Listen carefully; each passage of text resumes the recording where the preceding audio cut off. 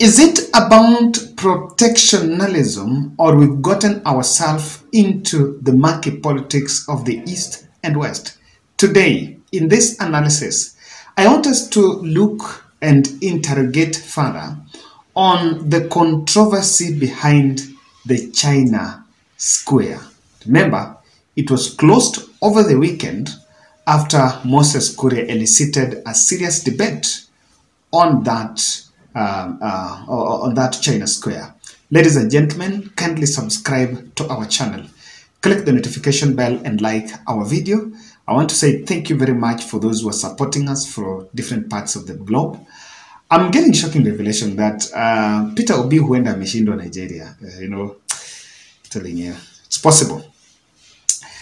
Back to our discussion. I have seen the way the mainstream media, and I've also been looking at the online spaces, how people are reacting, and there is a lot of emotional appeal on this discussion.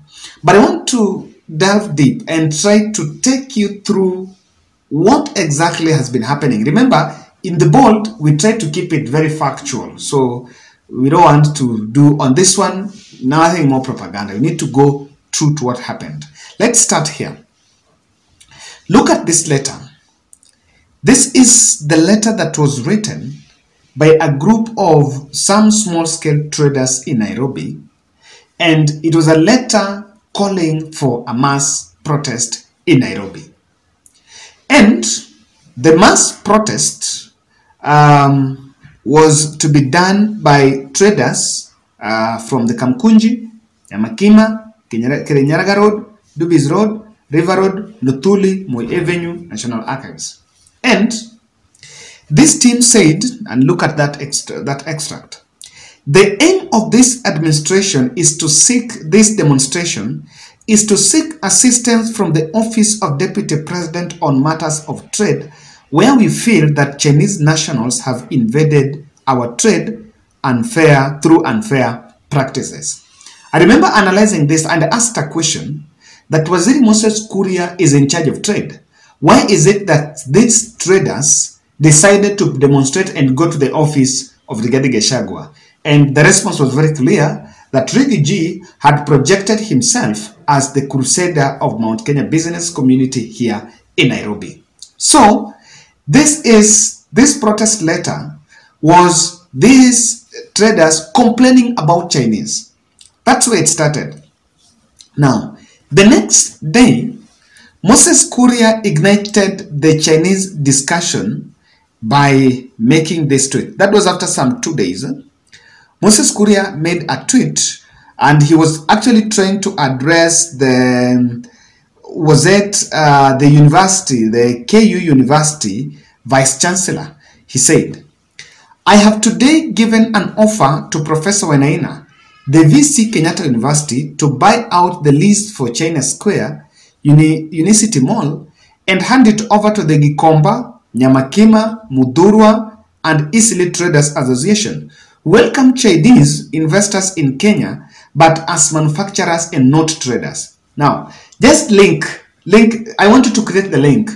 Moses Kuria is talking about iyo land, iyo mall, apewe wa watu wa Nyamakima, while at the same time, they are the same group that had met Rigathi Gachagua. So that's why we can also tell you, and I can factually report that even Nation reported that story, that part of the complaints by those traders that were calling for protest was this.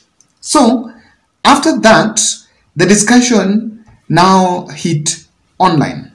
Waziri Kuria went on, sorry to say, a spree of profiling the said Chinese investor, asking and even asked why Matiang'i gave them work permits as traders in this country. So the Chinese guy played some reverse psychology on Mrs. Kuria and closed that structure on Sunday. And now I think it has been closed indefinitely. I think negotiation is still going on. While also Chinese government had reacted to it, asking why maybe one of their members is being targeted in the country. As we talk now, extension service providers like the border guys, that were operating. Remember that mall had been just lying there. Hakuna kitu ilikuwa inafanyika. So the moment that shop was opened, the extension services like the bodaboda guys, the Uber guys, they had at least found that mall had breathed life to the residents around that place, and they were now complaining that sasa ikifugwa hata sisi tumeumia. Look at this video here. Hii ni ya mtu anaitwa Moses Kuria and your crew. Moses Kuria, kuna kitu inaitwa virtual signaling. Tunajua virtual signaling ni nini? Virtual signaling wadau ni wakati unaona mtu ananyongwa pale, mtu anauliwa pale for a long time. Wewe unaona tu. Alafu after some time unakuja unajifanya venye wewe ni hero. Watu wamepata ma crowd, unajifanya wewe ni Captain Savior ho. Wewe ni Captain Savior America. Wewe ukitaka kunambia Chinese wamekuja kutengeneza retail shop. Before Chinese watengeneza hiyo retail shop walikuwa wamepita mahali kuna KRA. Wakapewa KRA pin. Wakapita mahali kuna kanju. Wakapewa business permit. Wakapita mahali kuna watu wa fire. Wakapewa fire certificate. Wakapewa hizo vitu zote. Wakapewa branding certificate. Alafu unakuja baadaye kutuambia tunajua kuna venye sahi tumeona mambo ni simba fiti ya pricing inapita kama retailers. Mlikuanga wapi? Walipita katikati yenye. Wewe tuambie either virtual signaling ama umenyimwa kiroma bro. Wazi kuja kuniambia ati ama Chinese all of a sudden wamefanya. You're playing with our mentality. Mwacha sana akili zetu. Sisi wote si wa UDA. Watu wengine tunatumianga akili. Hey bramazi. What are you telling us? Alafu naandika tu tunasema we are going to help our manufacturers. The manufacturers we are having here are running in a way. Why haven't you helped them? The manufacturers we are having here wa India watu wa domestic manufacturers. Mwasaidia na nini? Si watu wanaenda TZ na UG afu wanatuletea products. What are you telling us mzito? Nini maana alafu you're giving us this illusion that you have retail protection. You're protecting our retailers. What about consumer protection? What about consumer? Who is in charge of consumer protection? Who does consumer protection? Watu babanga kama wajinga sana nyinyi. You guys, you're playing with our balls, bana. You you're playing with our balls, bwana. At Moses Kuria, you are going to support manufacturers. Which manufacturers are you going to help? What about the ones that we have local here? What have you done to them?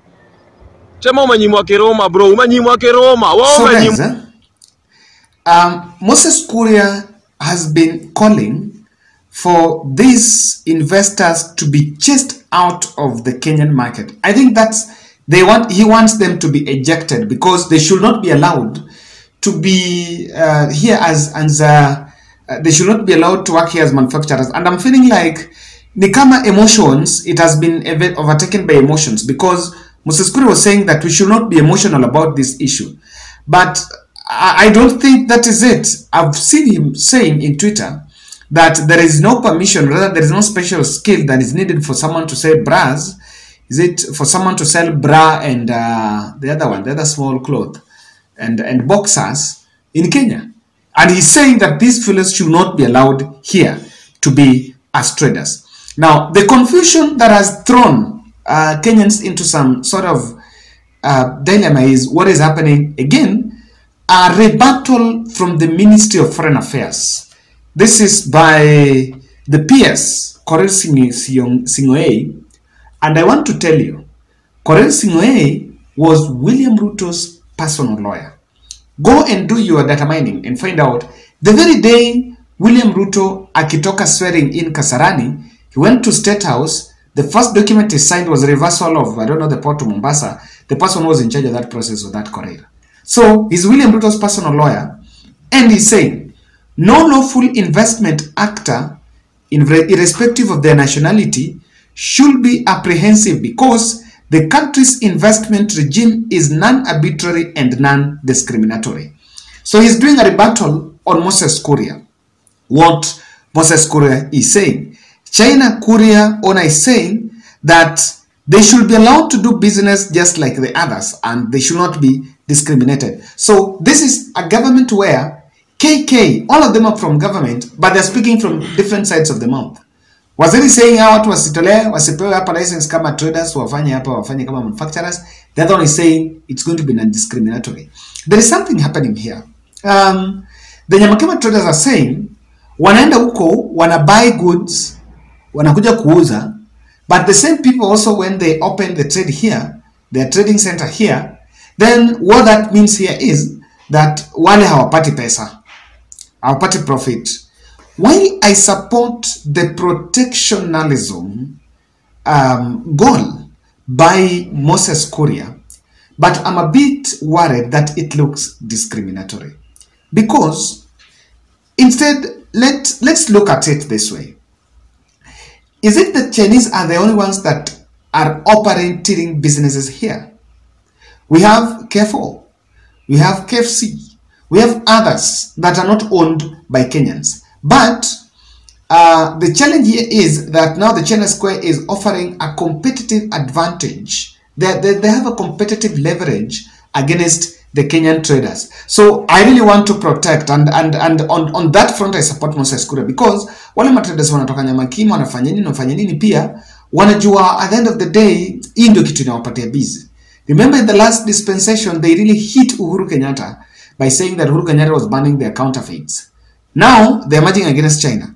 Now instead of ejecting them away, because that will be a wrong precedence, why don't we look at their supply chain and just interrogate what are the incentives that they are getting to export their goods to Kenya and sell in Kenya? Because commonly the cost of kuzileta, I have interacted. Just morning I was talking to one trader wa Luthuli ananiambia kwamba pale Luthuli watu huwa wanamerge alafu wanajaza container moja wanaleta goods. So the cost of bringing, nikamuuliza unadhani ama Chinese wanaleta the cost yao ya kuleta, is it different na ours? It is the same, but then we need to find out between the manufacturer on the Chinese end kama inabaywa into their supply chain, how is that? What is the advantage they are getting for them to sell at lower prices? So that we can use that model and also help ourselves. Are they getting tax reliefs from the employer or from their government? Because I want to understand that they cannot be here and getting more money. They cannot be here to make losses. Hata kama wanauza at a low price. We also need to interrogate. Are we protecting businesses, but already the prices by the Chinese guys are just telling us the exorbitant profits that maybe some of our businesses you are protecting are making? We also need to look at it that way, because ukweli usemwe. I once bought an ufufa and I bought it at 12,000. Now the same ufa was bought, my brother bought the same one, Akiona, and he bought it at 6,000. You know, yes. So yeah, alibuy huko China Square.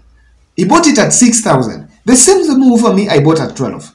So we also need to interrogate. Are we protecting or are they exorbitant prices? Because 10 out of Nyamakima, we also need to just interrogate. It's an opportunity to have a discussion on the profit margins, so that people should not be sitting somewhere just to scale the prices in the name of now shouting, organized by Ndamanos, but in the real issue, they are not really protecting the consumers. The other two is this, and I can tell you, look in your eyes and tell you, Moses Kuria and Rigathi Gachagua are playing a Mount Kenya protection script, and this matter is purely politicized. Sometimes I choose to make it the way it is. There's no better way to say it.